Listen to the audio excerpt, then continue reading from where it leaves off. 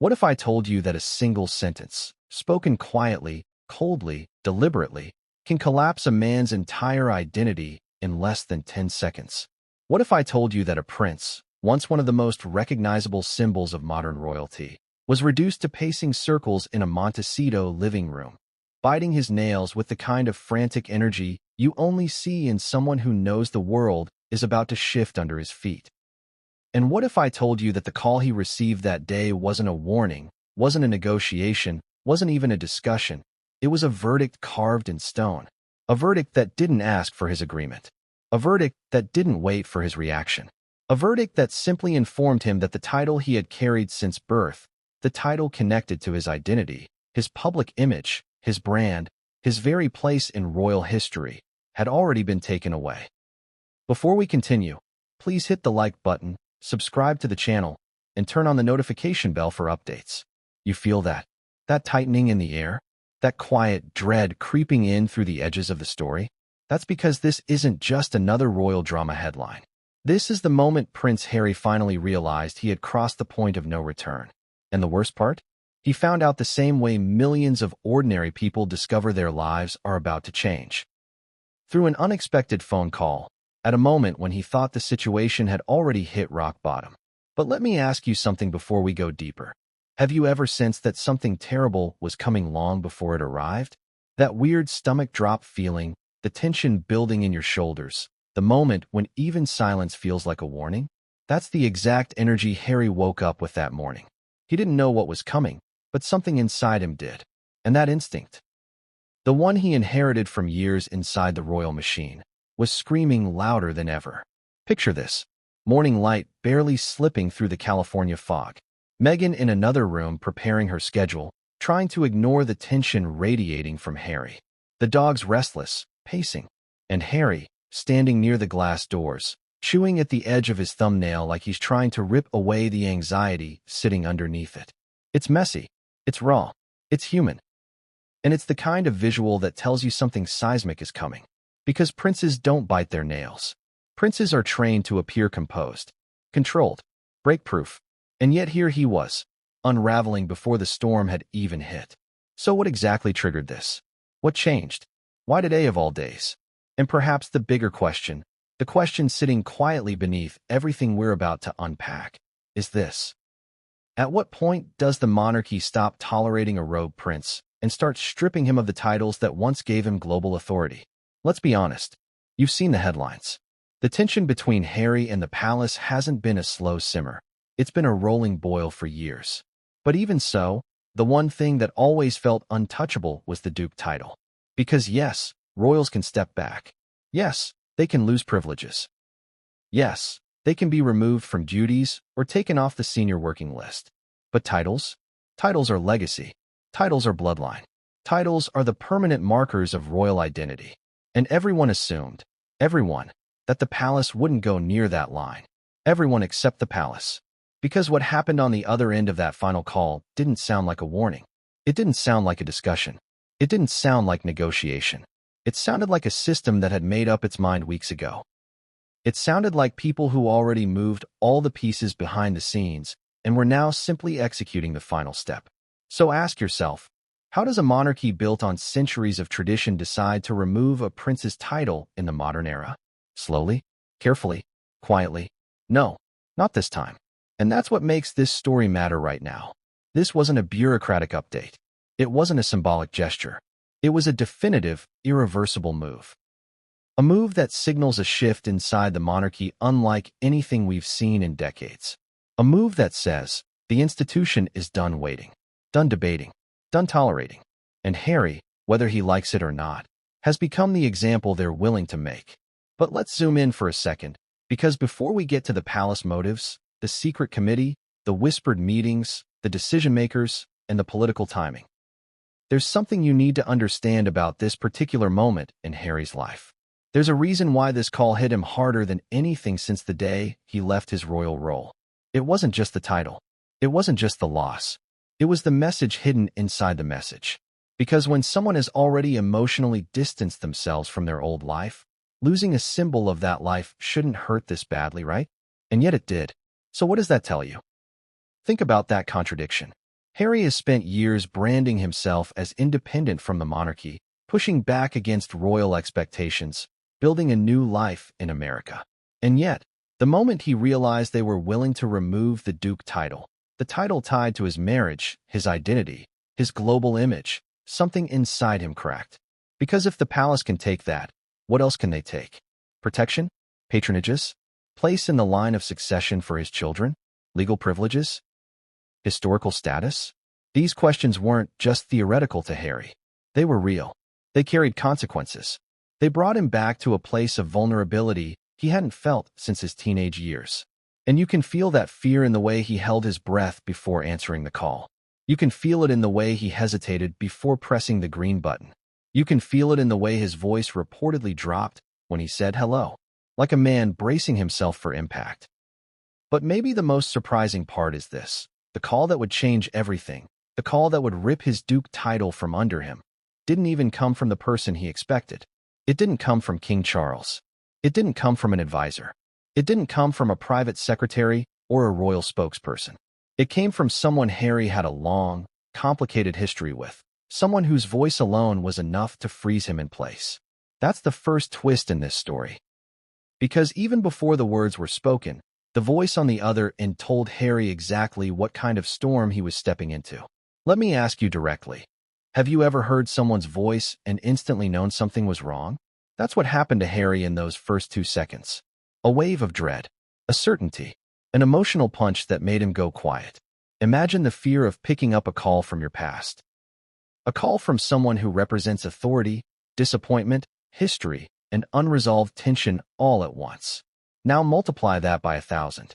That's the psychological weight Harry felt before a single word was spoken.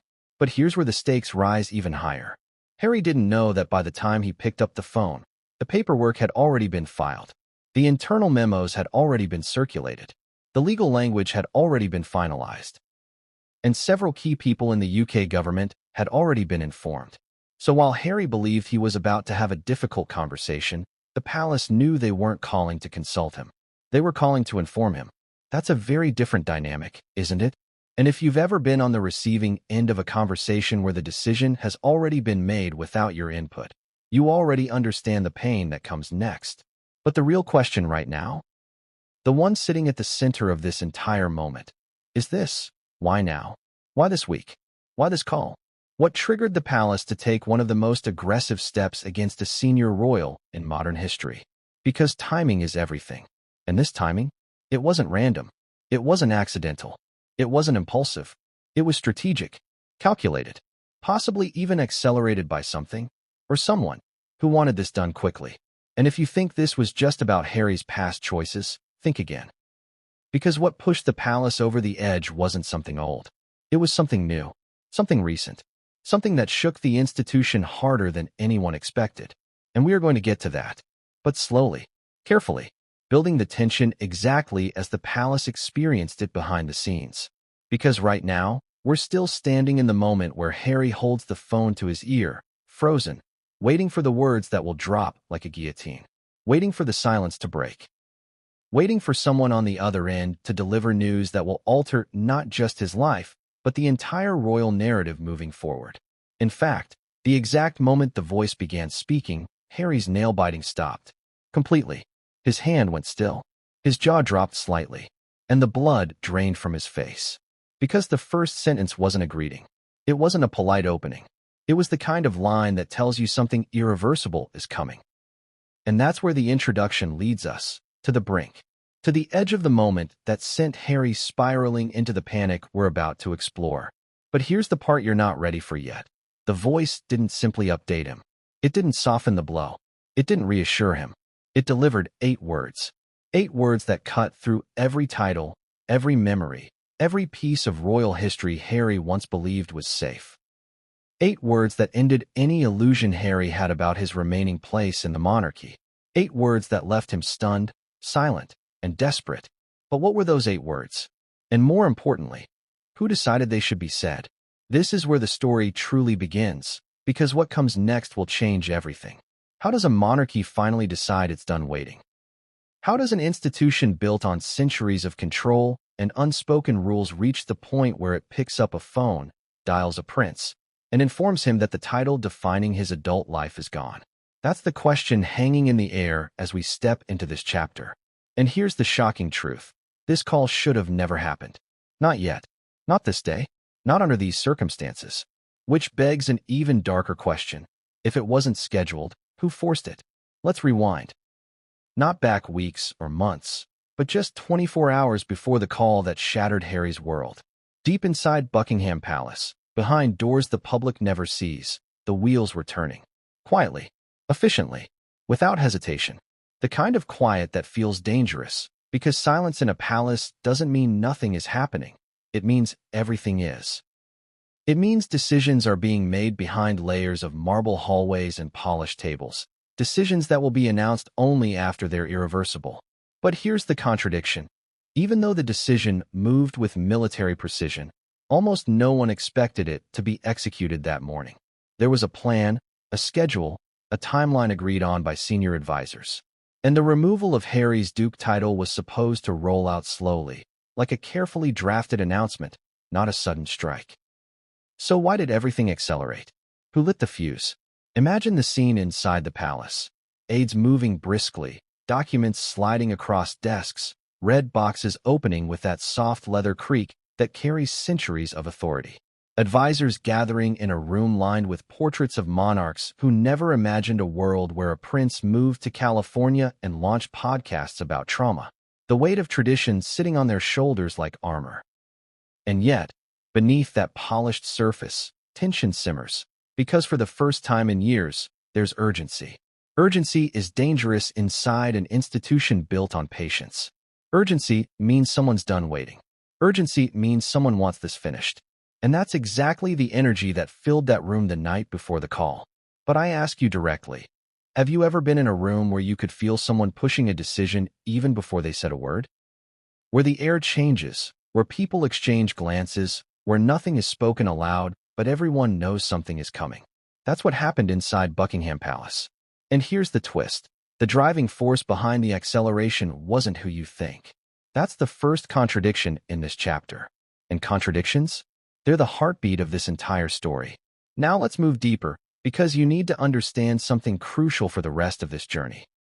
The palace doesn't act abruptly. Tradition is slow, deliberate, measured, like a giant made of stone.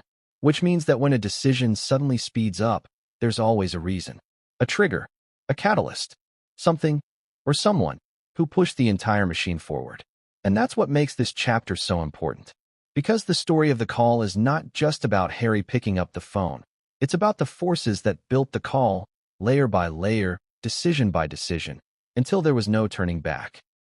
But before we decode that, let's zoom in on the moment the palace staff realized the plan had changed. One official, someone known for their calm demeanor, reportedly froze in place when they saw the updated timetable. Imagine being so trained, so controlled, so in sync with palace rhythms that even a slight deviation rings alarm bells. That's how drastic the shift was. A deadline moved up, a meeting replaced, a document processed overnight. The palace wasn't just moving, it was accelerating. And when institutions accelerate, people inside them get nervous. Let me ask you, have you ever watched a friend or coworker pretend everything is fine while their eyes scream the opposite? That was the energy in that room. People straightening piles of papers that didn't need straightening. Aides speaking in low voices.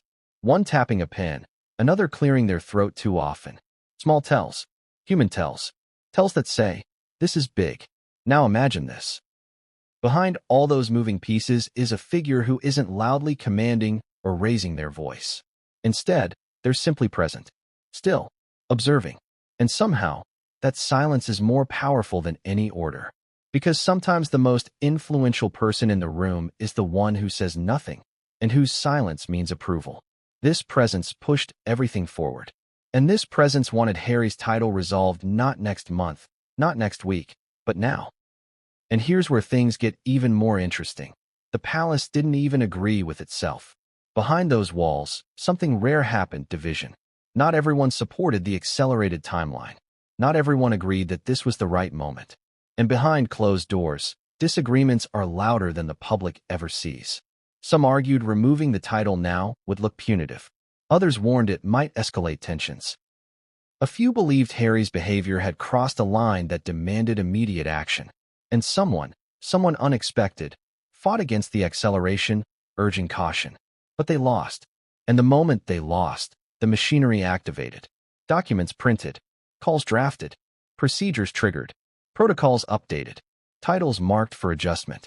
And one name, Prince Harry, moved from a protected category to a transitional one, which is royal language for brace yourself. However, the biggest twist here is what came next. The palace didn't plan to give Harry the call that morning. The call wasn't supposed to be made until later in the week, which raises the question, who made the final push and said, "Do it now"? That's the shadow hanging over this chapter. But before we get to the decision maker, we need to sit in the tension of this moment. Because while the palace was preparing to move, Harry had no idea. He was thousands of miles away, eating breakfast in a house that symbolized freedom and independence. And yet, at that exact moment, the institution he thought he had left behind was reshaping his identity in real time. Now pause and think. Have you ever been unaware that someone was making decisions about your life in a room you weren't invited into? That's the emotional punch Harry was about to feel. And that punch was coming fast. Back in the palace, the call sheet was finalized. The voice who would make the call was chosen. And that choice says everything about the nature of the moment.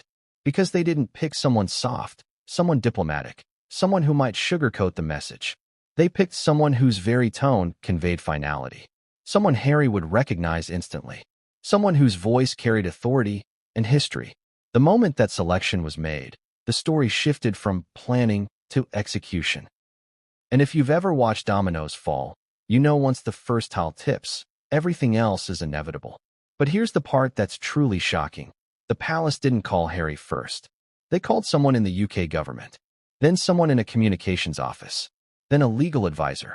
Only after all those layers were aligned did they make the call to Harry. Harry was the last to know. Imagine sitting in your own home, unaware that a group of people you've tried to distance yourself from has already decided the next chapter of your life. Imagine being the final signature on a chain of decisions that started without you. Now, while all this was happening, someone inside that palace room quietly exchanged a look with another advisor. A look that said, "We're crossing a line today." Because this wasn't just a bureaucratic decision. It was symbolic, emotional, a message, a warning. And that's why this call, the call that should have never happened that morning, is the ignition point of this entire story. But here's where everything tightens, grows darker, more intense. When the final readiness check was given, and the call was officially authorized, someone leaned back in their chair and whispered something that made the room go still. "We can't go back after this." And they were right. There was no undoing this decision. No reversing the call. No smoothing over the consequences. The action being taken would ripple through royal history, public perception, media narratives, and Harry's own psyche. And then, with no ceremony, no hesitation, no delay, they dialed. And Harry's fate moved from discussion to reality. But the biggest question remains unanswered. Who pushed the palace to accelerate the call? And why? Because that single decision didn't just change Harry's title. It exposed fractures inside the monarchy that the world doesn't know about yet. And the truth behind those fractures? That's where this story is heading next. But what came next would change everything, and no one saw it coming. Have you ever woken up with the sinking feeling that something is about to go horribly wrong, even though nothing visible has changed yet? That's exactly where Harry's morning began.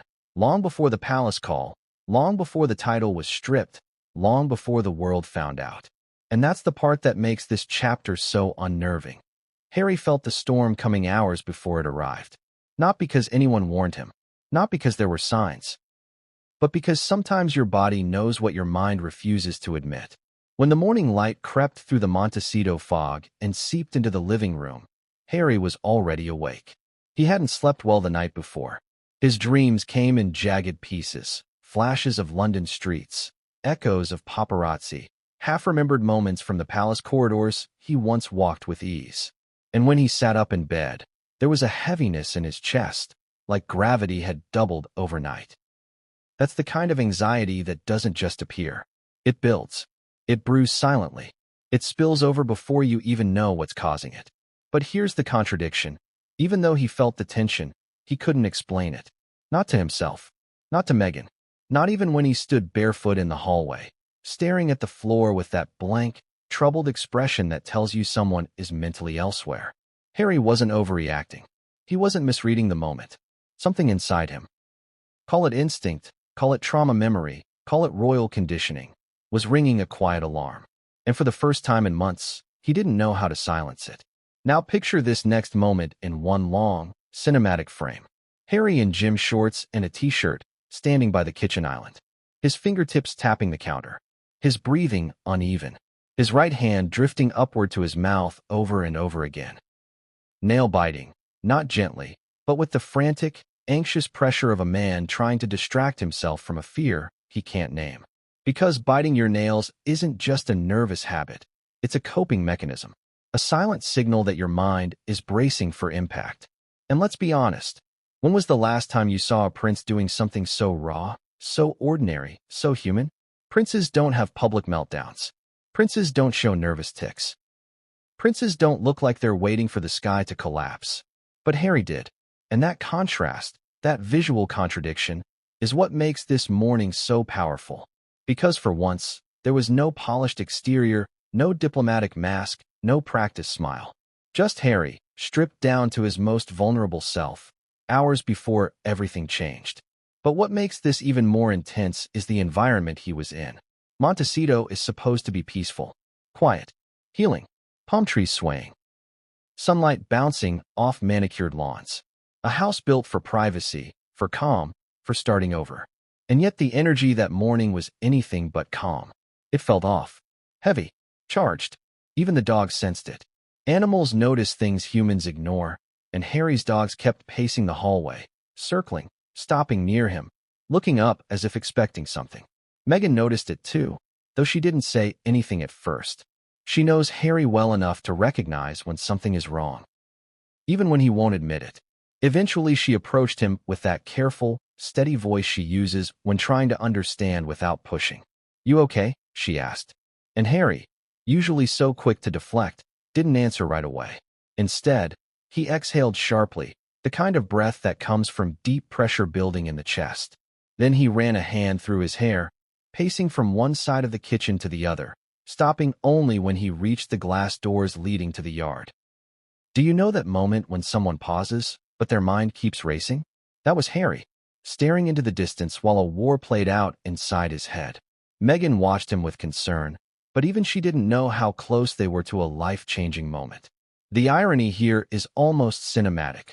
While Harry was pacing anxiously, nearly tearing at his nails, the palace was finalizing the call. While he tried to calm himself with deep breaths and early morning silence, someone in London was picking up a phone to confirm the timing. While he looked out at the Pacific Ocean, unaware of what was coming, his Duke title was already being prepared for removal. There's something haunting about that. The idea that two worlds, his past and his present, were moving toward a collision he couldn't see.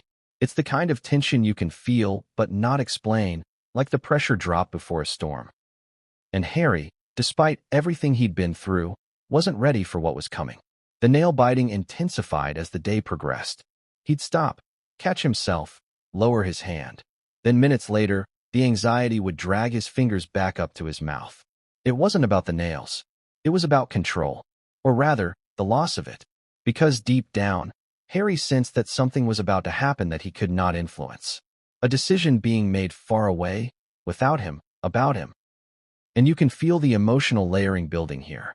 Years of tension with the palace. Months of public scrutiny. A life split between loyalty and resentment.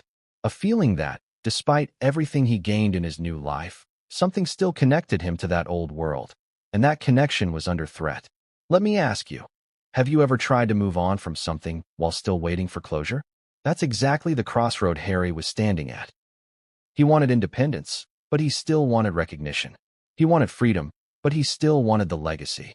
He wanted a new life, but he didn't want the old one erased.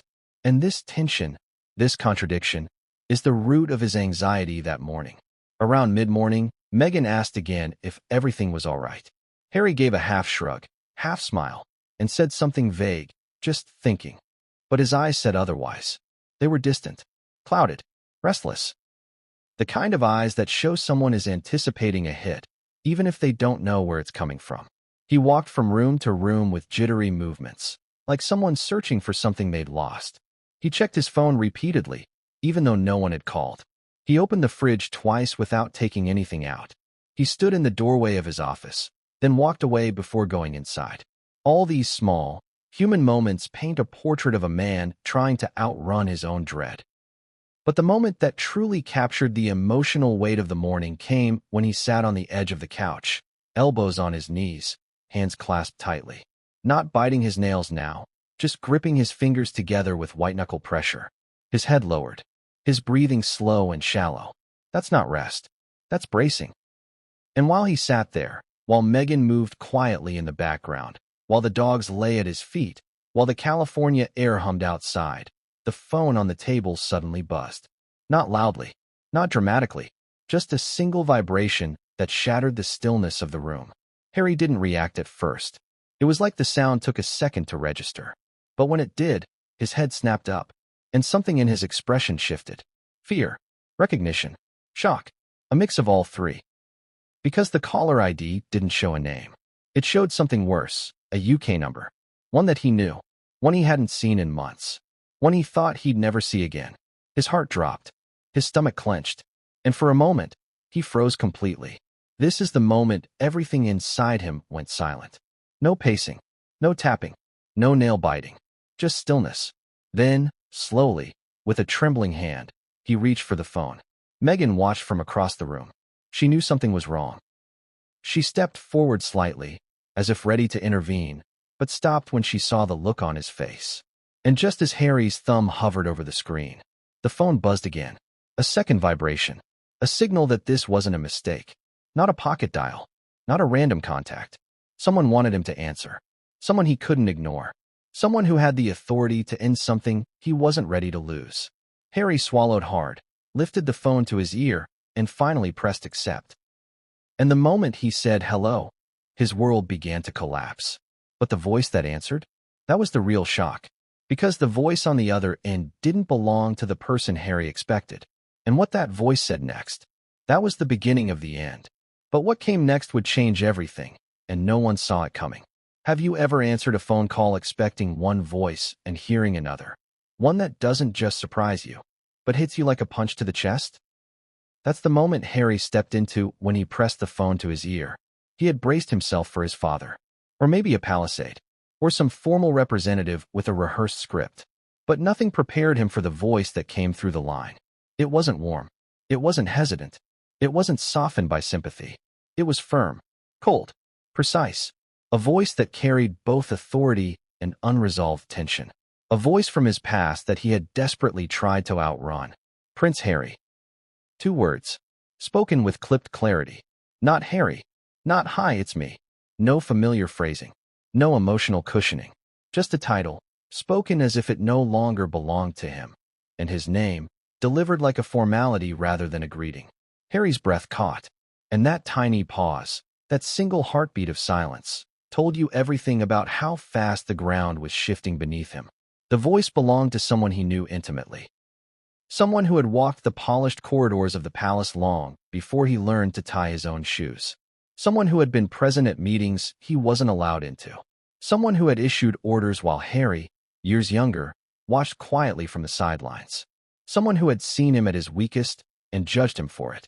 Someone who now held the power to deliver the message that would redefine the rest of his life.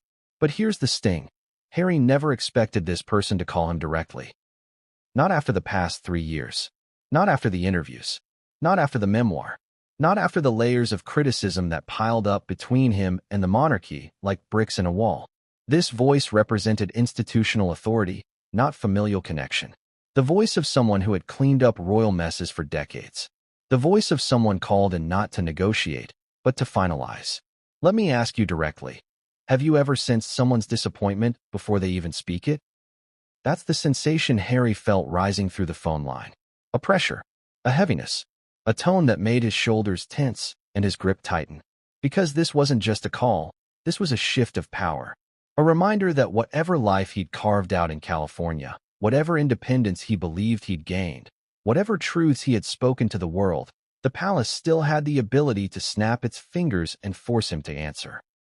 Harry closed his eyes for a moment, trying to steady his breath. Yes, he finally said. It wasn't strong. It wasn't confident. It was cautious, like someone stepping onto a frozen lake, unsure how solid the surface is.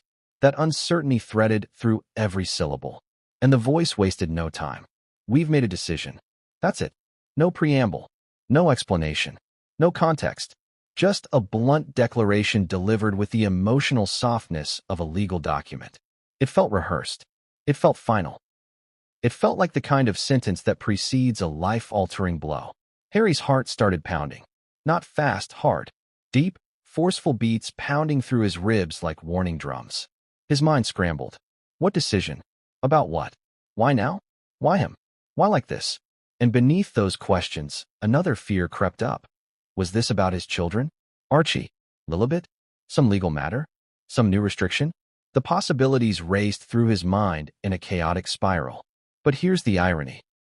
The palace thought Harry expected this call. They believed, after everything, that he wouldn't be surprised.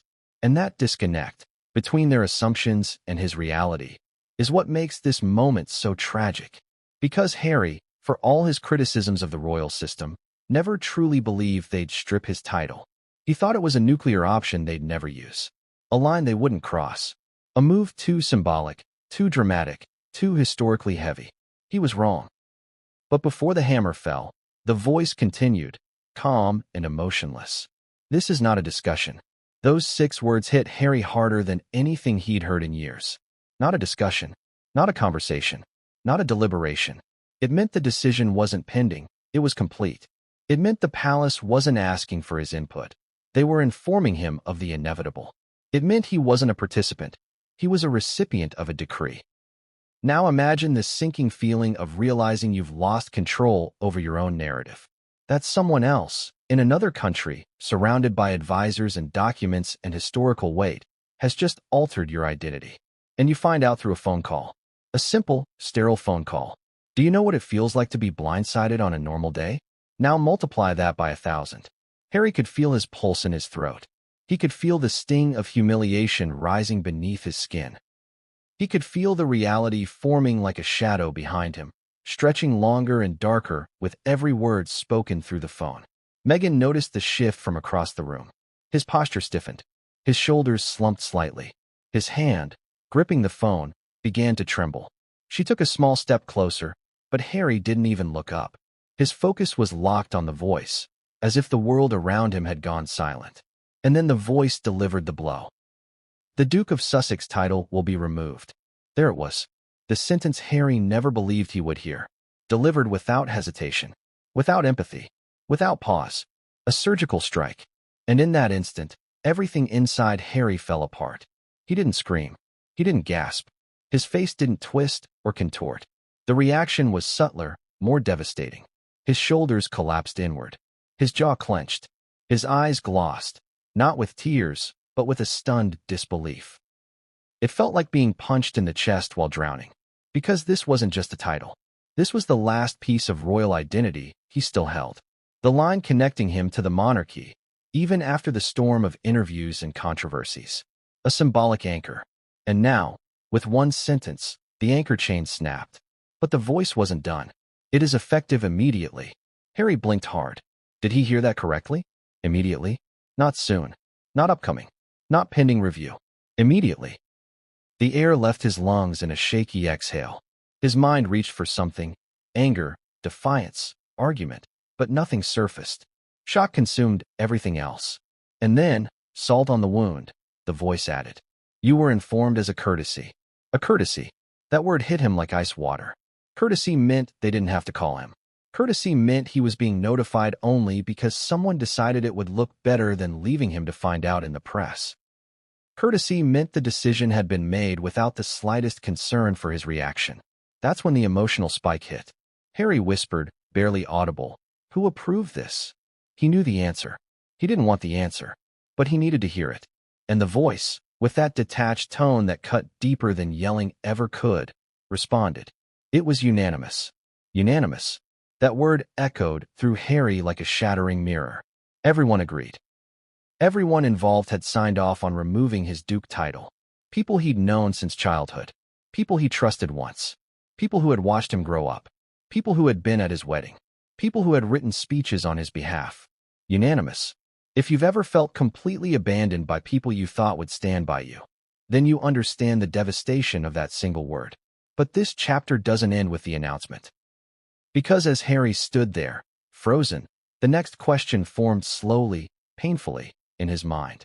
If this wasn't planned for today, if the timeline had been pushed, if the decision had been accelerated, who forced the palace to act now? And the answer to that question? That's the part Harry wasn't prepared for. Because the person who pushed the button, the person who ensured the call happened that morning, was someone he never expected. And their motive? It was darker than he realized. But what came next would change everything, and no one saw it coming. Have you ever been so stunned that your mind can't decide whether to fight, flee, or freeze, so it does none of them? That was the exact psychological space Harry fell into as the voice on the other end of the phone continued speaking. His breathing was shallow. His grip on the phone tightened. His heartbeat thudded in his ears like distant thunder. And yet, beneath all of that, one question looped quietly, almost numbly, in his mind. What exactly had the palace decided he deserved to hear? Because the shock of losing the Duke title was devastating enough. But it wasn't the real emotional kill shot. Not even close. That moment, the moment that would break him, came next. The voice paused, and that pause was suffocating. You know those seconds where the silence feels heavier than the words that follow?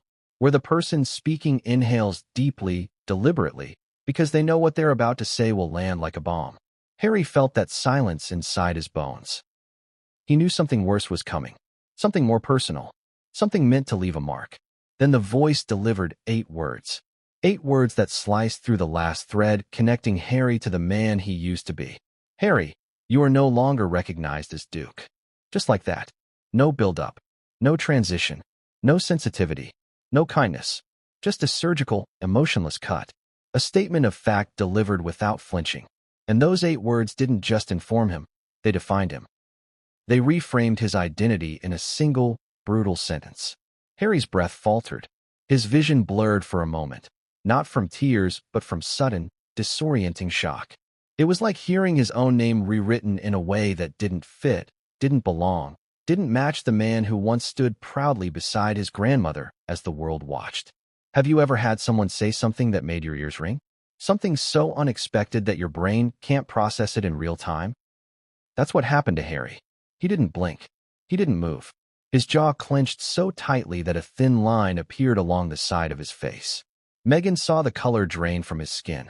She stepped forward slowly, her expression shifting from confusion to alarm. Because she knew.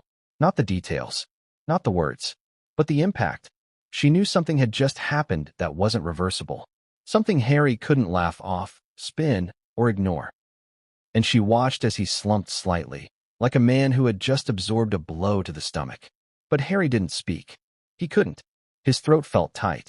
His mind was replaying those 8 words on a loop, each echo hitting harder than the last. You are no longer recognized as Duke. Recognized. That word was the dagger. The idea that a title he had been born into, woven into his identity, symbolizing his marriage, his lineage, his place in royal history, was now something the palace no longer acknowledged. It was like being erased while still standing. And here's the contradiction that made it hurt even more. Harry didn't even use the Duke title privately. He didn't flaunt it daily. He didn't wear it like armor. But he needed it to exist. He needed it as proof that he wasn't fully cut off, that he still had roots in a family that had shaped his life since childhood. Even if he didn't want the role, he needed the place. And with 8 words, that place was gone. The voice continued, but Harry barely heard the next sentence. His mind was stuck on that phrase. His stomach dropped further when the voice added, "Your updated status will be reflected across all official documents." Official documents. That means permanence. That means records. That means history books. That means the monarchy wasn't just adjusting his role. They were formally altering who he was within the institution. It wasn't symbolic. It was institutional. Harry's mouth opened slightly, as if to respond, but no words came out. Instead, he felt something twist inside him. Not anger, not sadness, something closer to humiliation, a sense of being reduced, stripped, diminished. If you've ever had someone take away something that defined you, even if you didn't use it every day, you understand that sting. It burns in a place deeper than pride. The silence on Harry's end didn't go unnoticed. The voice, still cold, still steady, asked, "Do you understand what I've said?" Imagine being spoken to like a schoolboy being reprimanded. Not a grown man, not a father, not a veteran, a child. That's how Harry felt in that moment. Patronized, belittled, underestimated. And the worst part? He did understand. That was the problem. He understood too well. He understood exactly what this meant for him, for Meghan, for Archie, for Lilibet. Status matters in the monarchy. Whether he wanted it or not, it mattered for his children's future, their protection, their relationship with the institution. So when he finally managed to speak, his voice cracked slightly, not from emotion, but from shock. "I heard you," he said softly.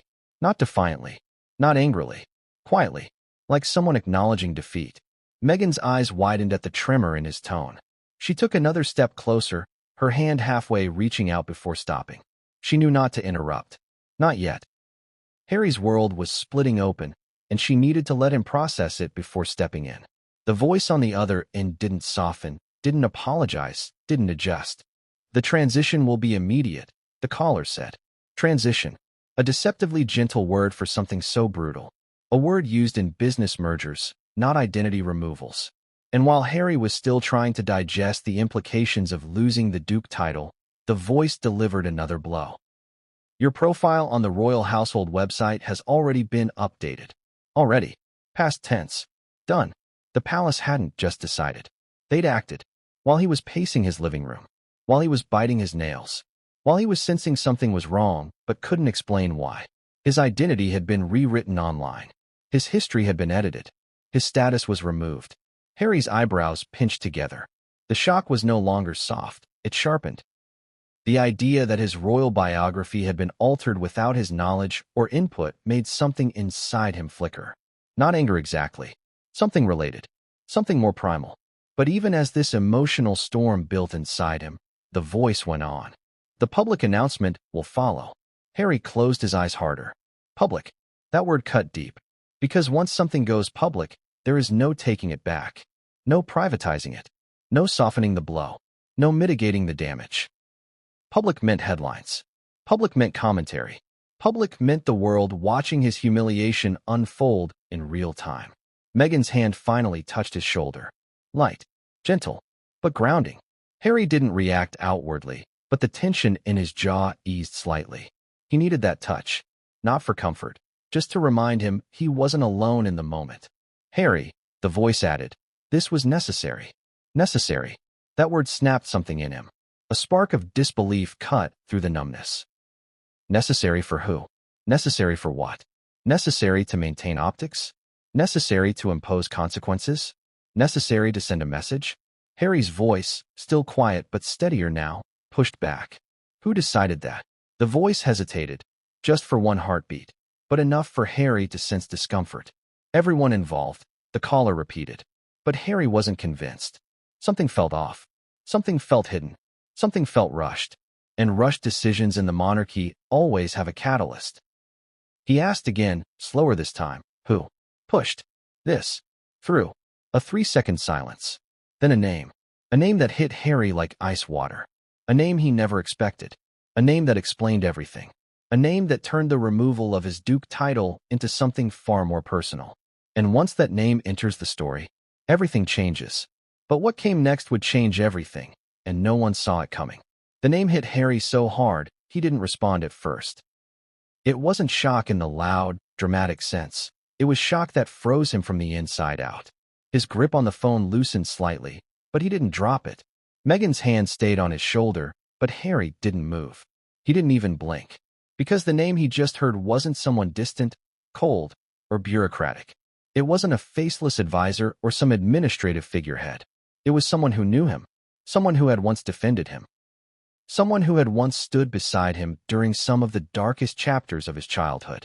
And now, that same person was the one who pushed the palace to strip him of his Duke title. That betrayal cut deeper than the title loss itself. Why? Harry whispered, his voice barely audible. The caller didn't elaborate. They didn't need to, because the truth was much bigger than a single individual. This wasn't a personal feud.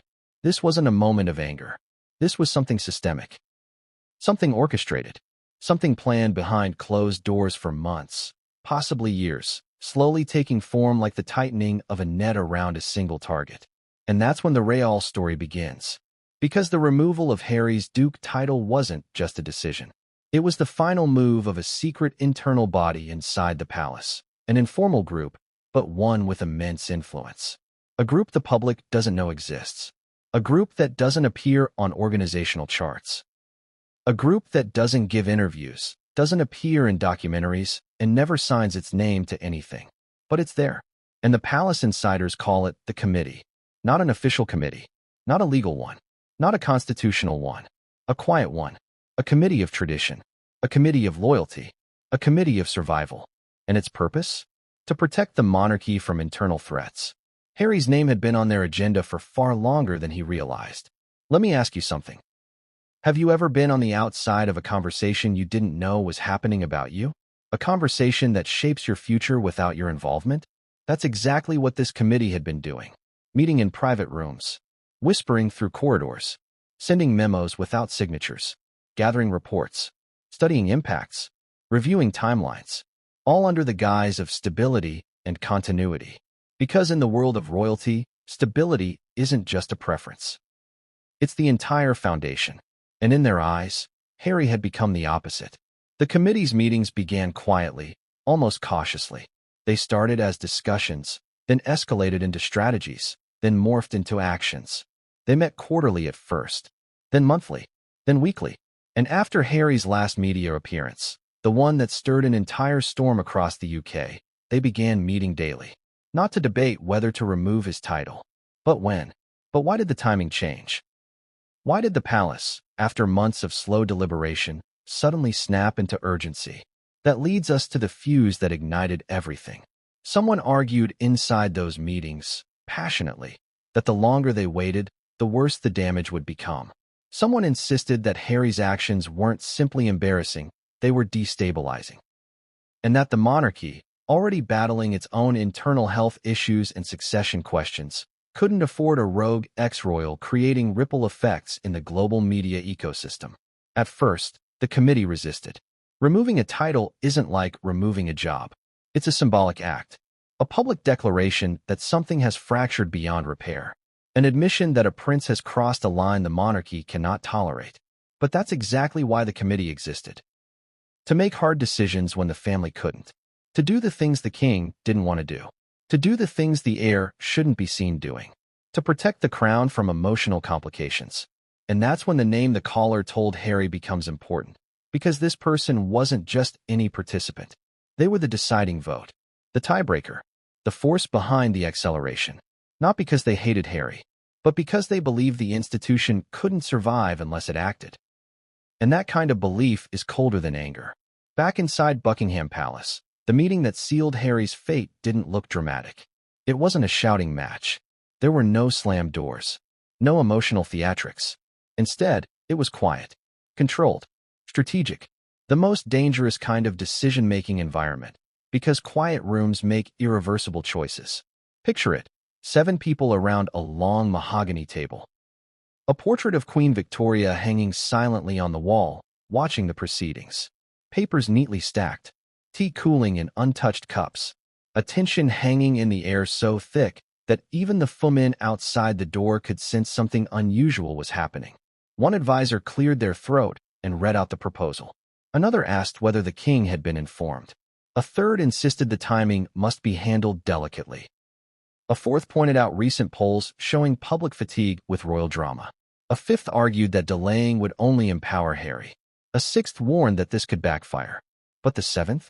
The seventh didn't speak at first. They just listened. Then, when the room fell silent, they lifted their head and said something that changed the course of the monarchy's handling of Harry forever.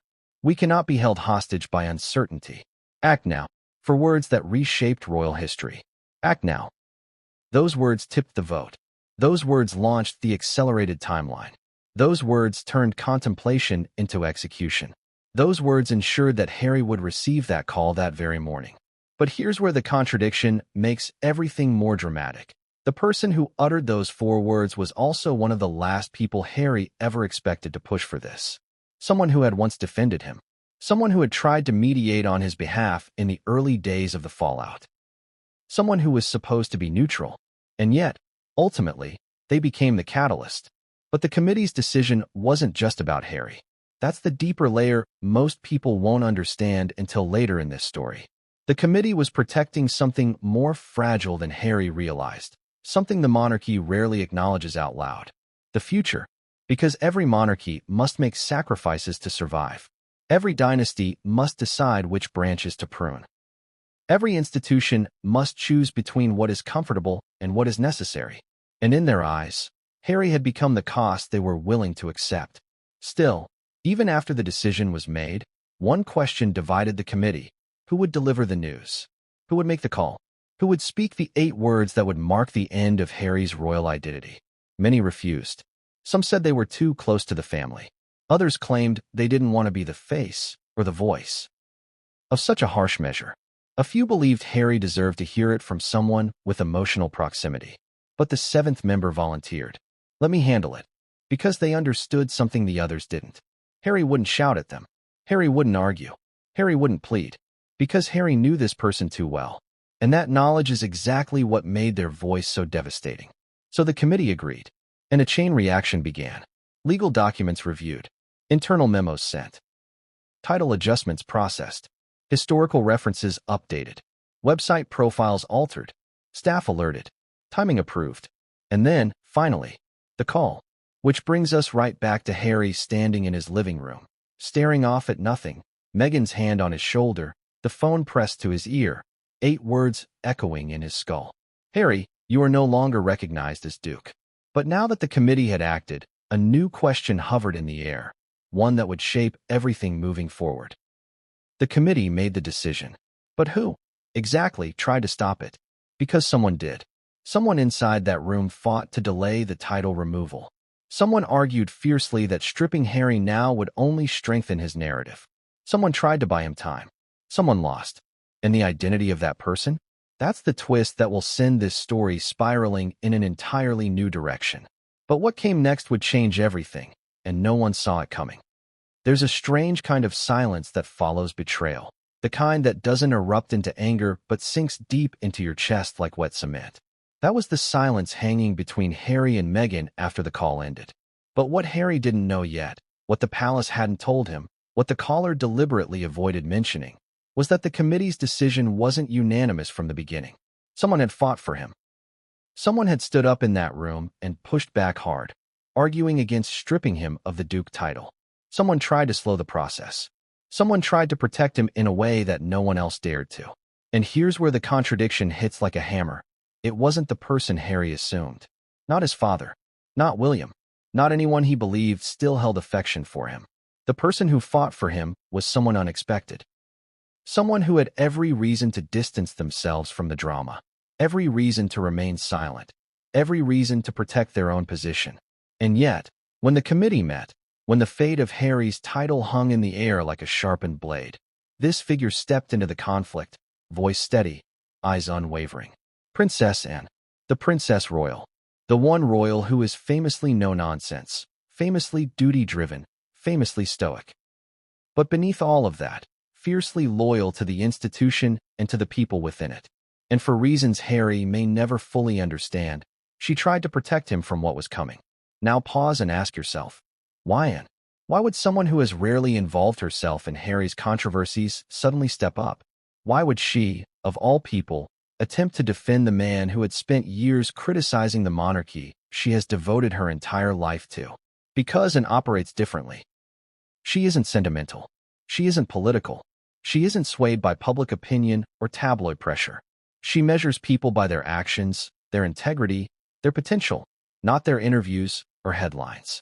And somewhere, deep beneath her stern exterior, she still saw Harry as the young boy she once guided through royal events, the teenager she watched struggle under the weight of cameras, the young man she knew carried wounds the world couldn't see. She knew Harry had flaws. She knew he was impulsive. She knew he had made decisions she didn't agree with. But she also knew he was a product of trauma, of pressure, of scrutiny, of a system that failed him in ways it will never admit. So when the committee's proposal was laid on the table, cold, clinical, strategic, and was the only person who spoke not from protocol, but from conscience. Removing his title will not fix the issue, she warned calmly. It will escalate it. Her voice carried weight. Not because she spoke loudly, but because she rarely speaks in these meetings at all. When she does, people listen. She is the royal equivalent of a steel blade, sharp, efficient, and unbreakable. But the moment she finished speaking, the room shifted. One advisor responded with respect, ma'am, the situation has escalated itself. Another added, every day we delay, the institution suffers further. And didn't flinch, didn't raise her voice, didn't soften. You're not removing a title, she said. You're provoking a fire. That single sentence created a ripple of discomfort across the room. But she wasn't finished. Think about the optics, she continued. Think about the reaction. Think about the message. We cannot control what he will say after this. We cannot predict how he will respond. You believe this will quiet the situation. It will do the opposite. And she was right. She was the only one thinking several moves ahead. The only one thinking beyond pride and punishment. The only one weighing human reaction rather than institutional convenience. But the committee wasn't interested in long-term emotional fallout. They were interested in immediate containment. And Anne's warning, logical, tactical, wise, fell on ears already decided. Someone countered with, public patience has limits. Another with, the monarchy cannot appear indecisive. And then the most cutting one. If we hesitate now, it will appear we are afraid of him. Afraid. That word pierced the room with a strange mix of truth and denial. Because deep down, the committee was afraid. Not of Harry physically, but of his voice, his platform, his influence. Afraid that every delay gave him power. Afraid that indecision would be interpreted as weakness. And so, despite Anne's warning, despite her calm reasoning, despite her attempt to slow the machinery, the majority pressed forward. She didn't shout. She didn't argue. She didn't plead. She simply said, you will regret the timing. Those 5 words lingered long after the meeting ended. But here's where the emotional twist lies. And didn't tell Harry what she'd done. She didn't call him. She didn't send a private message. Not because she didn't care, but because she knew the moment she reached out, it would confirm his fear that the walls were closing in. And because and follows the old rule. Never speak of internal conflicts to the outside world. What Harry doesn't know, not at the moment of the call, not as he stares blankly into space, not as his title dissolves, is that someone on the inside tried to shield him. But she was outnumbered. And here's the painful irony. William did not try to stop the decision. Charles did not try to slow it. Courtiers did not hesitate. But Anne, the one Harry least expected, was the only voice raised in his defense. Why did she fail? Because the committee wasn't making a human decision. They were making a strategic one. They wanted clarity, finality, a clean break. And in their minds, Harry had become too unpredictable to leave floating between roles, identities, or affiliations. So they pushed ahead. And Anne, witnessing the acceleration she had warned against, could do nothing more than walk out of the room with the quiet dignity she is famous for. But her warning? Her warning would prove prophetic. Because the decision to strip Harry of his Duke title wouldn't calm the crisis. It would supercharge it. And that's exactly why the next domino fell even harder. Because now that we know who tried to save Harry, we need to explore the other side. The fallout at home. The moment Meghan learned what happened. The argument that tore through the house. The words spoken in that moment that Harry never expected to hear. Because if you think the palace's decision was explosive, what happened in Montecito next was even more shocking. But what came next would change everything, and no one saw it coming. Have you ever been so stunned that your mind can't decide whether to fight, flee, or freeze, so it does none of them? That was the exact psychological space Harry fell into as the voice on the other end of the phone continued speaking. His breathing was shallow. His grip on the phone tightened. His heartbeat thudded in his ears like distant thunder. And yet, beneath all of that, one question looped quietly, almost numbly, in his mind. What exactly had the palace decided he deserved to hear? because the shock of losing the Duke title was devastating enough. But it wasn't the real emotional kill shot. Not even close. That moment, the moment that would break him, came next. The voice paused, and that pause was suffocating. You know those seconds where the silence feels heavier than the words that follow? Where the person speaking inhales deeply, deliberately, because they know what they're about to say will land like a bomb. Harry felt that silence inside his bones. He knew something worse was coming. Something more personal. Something meant to leave a mark. Then the voice delivered 8 words. 8 words that sliced through the last thread, connecting Harry to the man he used to be. Harry, you are no longer recognized as Duke. Just like that. No build-up. No transition. No sensitivity. No kindness. Just a surgical, emotionless cut. A statement of fact delivered without flinching. And those 8 words didn't just inform him, they defined him. They reframed his identity in a single, brutal sentence. Harry's breath faltered. His vision blurred for a moment, not from tears, but from sudden, disorienting shock. It was like hearing his own name rewritten in a way that didn't fit, didn't belong, didn't match the man who once stood proudly beside his grandmother as the world watched. Have you ever had someone say something that made your ears ring? Something so unexpected that your brain can't process it in real time? That's what happened to Harry. He didn't blink. He didn't move. His jaw clenched so tightly that a thin line appeared along the side of his face. Meghan saw the color drain from his skin. She stepped forward slowly, her expression shifting from confusion to alarm. Because she knew. Not the details. Not the words. But the impact. She knew something had just happened that wasn't reversible. Something Harry couldn't laugh off, spin, or ignore. And she watched as he slumped slightly, like a man who had just absorbed a blow to the stomach. But Harry didn't speak. He couldn't. His throat felt tight. His mind was replaying those 8 words on a loop, each echo hitting harder than the last. You are no longer recognized as Duke. Recognized. That word was the dagger.